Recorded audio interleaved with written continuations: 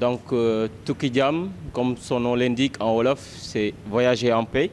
Et l'idée est très simple. Aujourd'hui, on essaie de construire un modèle de LinkedIn de la mobilité parce qu'on sait pertinemment que le déplacement, le transport au Sénégal, c'est tout à fait un problème, particulièrement à Dakar, dans les villes urbaines. Et l'idée aujourd'hui, on essaie de connecter toutes les entreprises qui sont dans des clusters et de leur faciliter le déplacement durant les heures de pointe. C'est un projet que nous commençons à tester déjà au niveau de Diamniadio, Point E, Dakar Plateau et la VDN. Et particulièrement bientôt, ça sera pour Almadies. Et l'objectif, c'est de permettre à toutes les entreprises qui sont confinées dans ces zones-là de pouvoir délivrer un espace de covoiturage pour faciliter le déplacement des salariés. Et c'est un projet aussi également à fort impact parce que derrière, on essaie de pouvoir collecter des données issues du covoiturage pour permettre aux entreprises de pouvoir calculer le bilan carbone. Donc notre objectif aussi, c'est de formaliser ce métier, de moderniser le secteur informel, donc que ce soit les femmes de ménage, les plombiers, donc ou des électriciens, des personnes qui travaillent dans l'ombre, et de les amener vers la lumière et de les faciliter le travail, tout en les connectant avec les pères et les mères de famille qui ont besoin de ces services. Donc on a une application mobile, on a aussi des plateformes web qui facilitent la connexion avec des possibilités de réservation, que ce soit à la journée ou des systèmes d'abonnement mensuel pour les familles. Au fait, 404 Digital, pour présenter brièvement, c'est une start-up de réalité virtuelle augmentée qui se trouve à Thiès. Au fait, nous développons des solutions numériques et digitales avec l'immersion grâce à la 3D et aussi tout ce qui est photoréaliste. Et récemment, nous avons développé le projet DigitArt, qui est un projet qui vise à augmenter l'attractivité des musées du Sénégal et ainsi avec tout ce qu'ils font dans le domaine de l'immobilier. C'est-à-dire que nous voulons mettre ce projet comme, vu que le Sénégal c'est une destination touristique, pourquoi pas créer des choses comme un touriste qui descend de l'aéroport et qui peut acheter une puce à 100 000 et avoir la possibilité de visiter le musée des civilisations noires. Juste à travers ça, quoi, en fait, et nous avons déposé et par la grâce de Dieu, nous avons gagné. Je remercie tout le monde et merci beaucoup. C'est très très important pour quelqu'un qui voyage, quelqu'un qui va chercher fortune. Ben, c'est plutôt pour sa famille, c'est pour ceux qu'il a laissés derrière. Et c'est pas facile du tout d'envoyer de l'argent tous les mois avec des frais, etc. Mais aussi derrière, il y a des projets sociaux parce qu'il faut construire sa maison, il faut construire une vie. Il faut vraiment se construire ici en étant là-bas. Et nous proposons ainsi des services très innovants qui leur permettent aujourd'hui de réaliser leurs rêves, de se construire, mais aussi de répondre à des difficultés d'ordre social. Parce que nous savons qu'être à l'étranger, envoyer de l'argent pour les besoins d'ici et faire passer par des personnes, c'est difficile parce qu'après il y a les sollicitations sociales, etc., financières.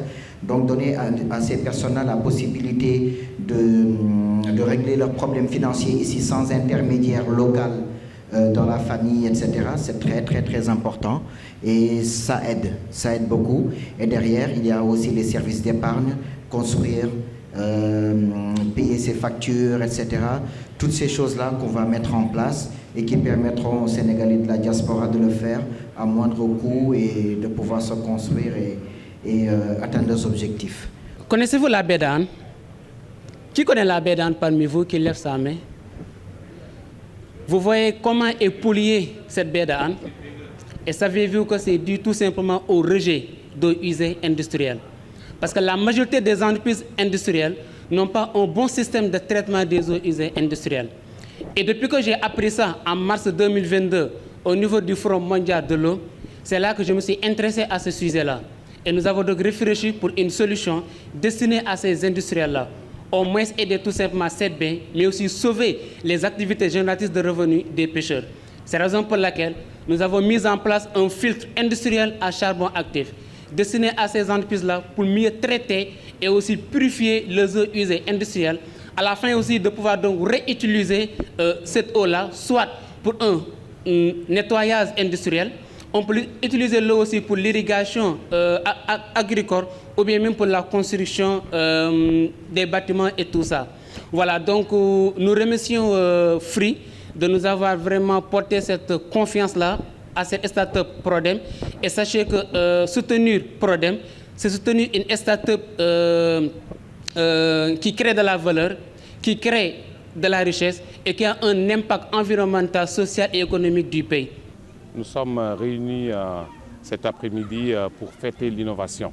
C'est la 3e édition du Free Innovation Challenge qui est pour nous un cadre pour récompenser le génie créatif de nos jeunes entrepreneurs, des startups. Vous savez, Free, depuis quelques années, accompagne les jeunes startups pour pouvoir les aider justement à monétiser leur savoir-faire. Et en tant qu'opérateur télécom, opérateur digital et opérateur financier, on est très heureux à chaque fois de pouvoir sélectionner des startups, de pouvoir les accompagner, mais surtout de pouvoir participer à leur développement. Et on est très content aussi que cette cérémonie soit rehaussée par la présence des autorités du pays, par le ministère de l'économie numérique, par l'AETP. Ces structures sont toujours présentes sur ce type d'événement. Pourquoi? Parce que ça interpelle la jeunesse, ça parle d'innovation, ça parle juste seulement de futur. Et le futur se conjugue avec la jeunesse, avec les jeunes. Et nous, on l'a très tôt compris en disant que dans notre stratégie globale, dans notre ADN même, on intègre l'innovation, la simplicité, l'accessibilité. Et on est très heureux du panel aussi qu'on a eu à mettre en place pour discuter autour des assure-tech, mais également autour des fintech. Parce que c'est demain, c'est notre avenir et ça nous interpelle tous. Voilà, et cette édition, on a pu quand même choisir des startups autour de l'environnement, de l'impact, autour du covoiturage, mais également autour de tout ce qui concerne la diaspora, que ce soit la partie remittance, transfert d'argent. C'est vraiment des idées extraordinaires qu'on a vues aujourd'hui, cet après-midi, qui est une après-midi vraiment de l'innovation. Et on va s'engager à nouveau à continuer à accompagner ces startups pour qu'elles puissent monétiser justement le savoir-faire technologique, mais surtout leurs idées. En fait, chez Free, on a une croyance profonde. On pense que le vrai bonheur, c'est l'innovation. Le vrai bonheur, c'est soutenir la créativité. Le vrai bonheur, c'est aussi de pouvoir aider des startups à grandir et finalement à devenir de vrais championnes. Vous savez, à l'origine de la création de Free au Sénégal, on a des entrepreneurs.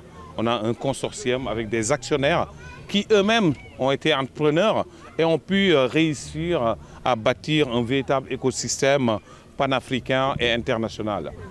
C'est donc dans notre ADN de soutenir l'innovation. D'ailleurs, même les startups qui n'ont pas été sélectionnées peuvent participer aussi à d'autres passerelles qui vont leur permettre d'accéder à des contenus.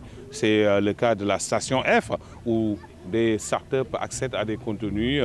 Voilà, on les accompagne, on fait du coaching, du monitoring, du mentorat pour pouvoir les accompagner justement à valoriser beaucoup plus leurs idées et leur savoir-faire. On a également l'école 42 qui est en gestation chez nous. On veut ouvrir ici au Sénégal une école 42 pour permettre aux jeunes, quel que soit leur niveau, de pouvoir accéder à des technologies de codage et de pouvoir entrer dans l'univers énormissime du digital. C'est tout ça notre volonté chez Free au Sénégal. C'est pourquoi on dit souvent qu'on a le cœur à la bonne place, parce qu'un opérateur, c'est aussi un acteur qui doit propulser, accélérer certaines transformations dans le pays. Et les autorités nous y invitent tous les jours à travers le plan SN 2025 qui dessine bien en fait la stratégie digitale du Sénégal. Et nous, on est plein dedans et on va continuer dans le futur à aller encore plus vite pour transformer notre cher pays. Là, vous me ramenez sur Free, alors que cette soirée, on voulait complètement la dédier vraiment aux entrepreneurs, mais bon, je ne vais pas échapper à la question. Free, bon, on est au Sénégal depuis 4 ans. On a énormément investi dans le pays. On a investi rien que sur le réseau plus de 200 millions de dollars pour moderniser notre réseau, le transformer et le rendre innovant. On a également investi dans des câbles sous-marins. D'ici la fin de l'année, on va réceptionner à travers un consortium dans lequel on est partie prenante, le plus grand câble sous-marin qu'on ait jamais vu dans le monde, avec Facebook et avec d'autres grands acteurs. Ça, c'est une innovation majeure pour nous, le fait de pouvoir développer et multiplier la connectivité du Sénégal. Au niveau du réseau, vous vous rappelez, il y a juste quelques années, disons 4 années, on avait à peine 900 sites. On est presque à 1500 antennes partout au Sénégal. Il y a 4 ans, on lançait la technologie 4G. Actuellement, on a 97% de la population sénégalaise qui accède à notre réseau, mais également 90% de la population sénégalaise qui accède à notre réseau 4G. À la fin de l'année 2023, on aura 1400 sites 4G et 4G+. C'est-à-dire qu'on va au-delà même de la 4G. On a fait un pilote sur la 5G avec des use cases très pratiques. Notre réseau est prêt à accueillir la 5G.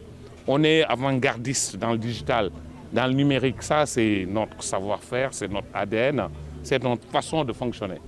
Et on n'est pas seulement dans l'innovation, mais également on est dans l'accessibilité. Nos tarifs sont parmi les plus bas du marché. Ça ne sert à rien d'innover, d'apporter la technologie si elle n'est pas accessible au plus grand nombre. En fait, Free, c'est un mode d'emploi qui va encore se renforcer davantage dans les années à venir.